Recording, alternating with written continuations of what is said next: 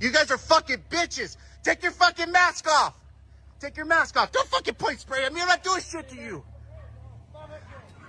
I'm not fucking doing shit to you, you little bitch. Right here in Downey, they're fucking doing this shit in fucking Downey. Dime tu nombre, tu nombre. Take off your mask, you little bitch.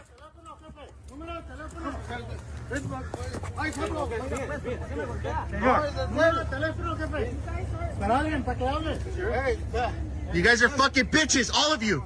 Take off your mask, you little pussy. Dime tu nombres, tu nombres. Hey, guys, just leave him alone. Hey, they live right here, man. Fuck. Just leave them. Just fucking leave them, you pussies. That's right. Get the fuck out of here. Hey, put your fucking bear shit down. We're not gonna do shit. You're scared. You're fucking scared. Hey, no. Jefe. Get the fuck out of here. Get the fuck out of here, you fucking bitches. Fuck you. Hey. No. So this is where we are. Is this what you voted for, MAGA? You fucking idiots. Is this what you voted for? Is this what gets your rocks off? You think this is good?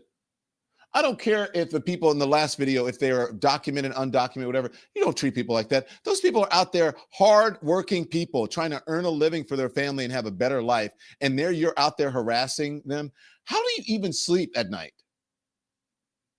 Why would you even want this job? Is your ego and your penis, are they that small that you feel that you have to harass people in order to feel like a man or to feel strong? Go do something. Go become, there are myriad jobs that you can take. Well, you probably don't know what myriad is. There are a bunch of jobs, gugobs of jobs that you can take out there for your level of education. You can go be a cook. You could go work at a fast food place. There are many things you can go work on. You can actually go and start your own lawn service and help people and probably make more money than you make. But you probably don't want to work that hard. You just want to do something that's easy where you can go and harass people. Is this what you voted for? Is this what you voted for? Maybe it is. And if you did, then you're a cruel, heartless bastard. And for the people out there, listen, if someone approaches you on the street, you're an American citizen, even if you're not an American citizen, if they don't have a warrant, you don't have to show them your ID. Tell them they have no authority over you. You saw how they backed off with the people who were just then at the lawn thing. You saw how they backed off at the lady who was the DoorDash lady, because they know that they are wrong. These people killed a woman. Renee Nicole Good is dead because of the inadequacies, the unprofessional nature of how these people are doing it, and because they are soulless, heartless creatures, low lives, lower than the gutter, who have never, ever had a job that required them to have some authority and to act in a professional manner. You are acting like racist bigots, slave catchers. And it is sad. 2026, this is why Donald Trump is so afraid, why Donald Trump is sending goons out, while Donald Trump it appears he wants martial law, that he wants his own police force, because he knows that he is going to get his ass voted out. Well, he can't run again, but he's going to try to do it. And he's going to try to mess with the 2026 election. I'm not so optimistic. I hear people all the time saying, oh, it's going to be free and fair. I'm not so optimistic about that. I'm really not. But this is why he's doing what he is doing. This is why he's telling people to get it done, get these people out here, because he thinks it makes him look strong, and he's trying to improve his poll numbers among a group of people, a diminishing number. It's a diminishing number of people who support him.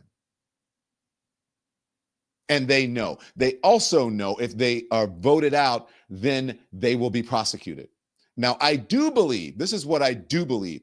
I do believe that these goons out there who are afraid to show their faces, I do believe that they are going to face the long arm of the law. I really do 100% believe that. And they just don't know because they are so ignorant and stupid and desperate. They're like pick me's. Yes, sir. I'll do it, boss. You want me to do? I'll do whatever you want, boss. Okay, boss. And then that boss is going to get your ass in jail. You're going to have to pay legal fees, all of that. You just wait and see, you dumbasses. That's what's going to happen to you. Again, as I said last week, the Democrats are right. You don't have to follow unlawful orders. And clearly, what this administration is trying to get you to do is unlawful. Even more so than that, it is inhumane. It is unpatriotic. And it is un-American, although by the minute, it is becoming what America is. And maybe we have crossed that threshold, that thing that switches to the other side where this is what America is. You ICE goons and federal agents who are out there, you are common terrorists who had the nerve to call a woman who died at the hands of a bully and someone who is hopped up on ego. You have the nerve to call her a terrorist? Give me a fucking break. We live in an upside down world now. And these are supposed to be the Christians, the evangelicals who believe in do unto others. And the Bible says this and God says that, whatever. God doesn't say any shit like that. And in the Bible, you should know, in the Bible, there's lots of border crossings. There are lots of immigrants. As a matter of fact, Jesus, Mary, and Joseph, immigrants. So don't give me that bullshit about we are Christians and this is how America should be and America is founded and built on Christianity. Really? Is this your version of Christianity? Being a cruel, heartless bastard? And not looking out for the least of these, cutting aid to people, trying to take away people's rights? Can you imagine if it was in... If we had these kinds of rules in place, or at least these kinds of people who were in authority back in the day of your, Jesus, you know what they would say? Send him across the border, send him back, separate the child from his family. That's what they would say. Not like gold, frankincense, and all this and frankincense. It wouldn't be like three kings and all the other, which is, again, it is not. The Bible is not a factual thing. It's parables and mythology and allegory. And that's a Christian who wrote a book on God and religion in the Bible. It's not a book of laws. It's not a book of facts. It's supposed to teach you what kind of person you're supposed to be and how you should live your life and on what principles you should live your life. It's not fact that's saying you should live your life as if, not as though, not as it, not that these things are actually true, but as if they are true. Because there are parables. The thing about parting the Red Sea, there's all like the...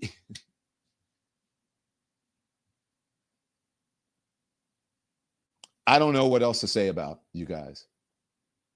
But I do know there are, I'll leave you with this message from, there are, one is, do we have the guy? First of all, I want to play the pastor.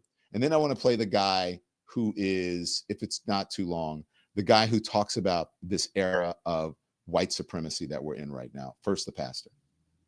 I want to say is I can no longer, as a pastor, as a human, and as someone who's given their life to the way of Jesus, I can no longer stand by as Christianity gets hijacked by a particular agenda that is not the way of Jesus. I cannot stand by as a Christian and watch Christ's name get hijacked to further justify hate, racism, bigotry, misogyny, and white supremacy. The colonizers who came to America said they were Christians. The KKK said they were Christians. There have been mass shooters whose profile said they were Christians. There were insurrectionists on January 6th who flew Christian paraphernalia. They claimed to be Christians. There were, check this out, some of you know this, slave owners who claim to be Christian. And what you see in this moment, this week in American history, is you see the twisting of the truth. And what I want to say to you is, if these quotes that Jesus defeated death so you can live by Charlie Kirk and Dr. King was an awful human being and civil rights was a huge mistake, if these feel incompatible, it's because they are. These quotes are not compatible with each other, and I also would like to say they're not compatible with the teachings and way of Jesus. Now, if this makes you uncomfortable, I would invite you to pause for a minute and think about how uncomfortable this makes our people of color feel. Now, that's a pastor. Thank you. And so this is my, this is what I want to say to all of the MAGA folks who are out there, including this administration. And just in case, and to everyone, this is what we're dealing with right now. And people are afraid to say it, or they're afraid to admit it, or because it makes people uncomfortable. Just like the pastor said, if this makes you uncomfortable, how do you think people who are being rounded up, how do they feel? How do Black people feel? When you say, we don't want our kids to learn about slavery and racism because it makes them uncomfortable or feel bad about themselves. How do you think the Black kids feel about that? But this is a message. This man is, I believe, is speaking directly to MAGA, Donald Trump, and all of the people who supported him. Play it. As a white male, let me just speak to any other white males that are listening or white people that are listening in general. We're not fooling anyone, and we're not fooling ourselves. And I know, because I was raised and conditioned to see the world a particular way, I know what my ears are hearing. And you can place all the context you want around it. Someone said to me recently, Pastor, he did not say, quote, Black women. You're right. He called specifically 4 Black women, one of which was Michelle Obama.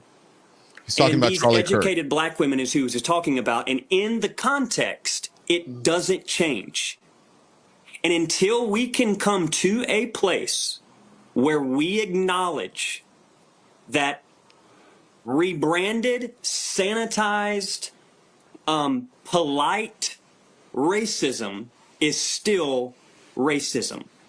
And the great Franciscan priest Richard Rohr says it like this. He says, you cannot heal what you do not acknowledge.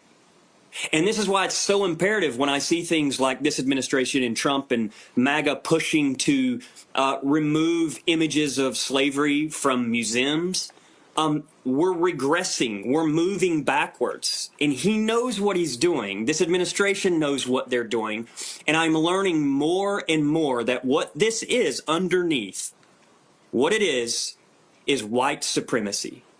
And a part of the reason, perhaps, many of these leaders, these white male leaders, part of the reason many of them are kicking and screaming and putting out the dog whistles, and I'm getting them, God knows the people of color are getting them, part of the reason I believe that's happening is because they are so terrified of one word, equality.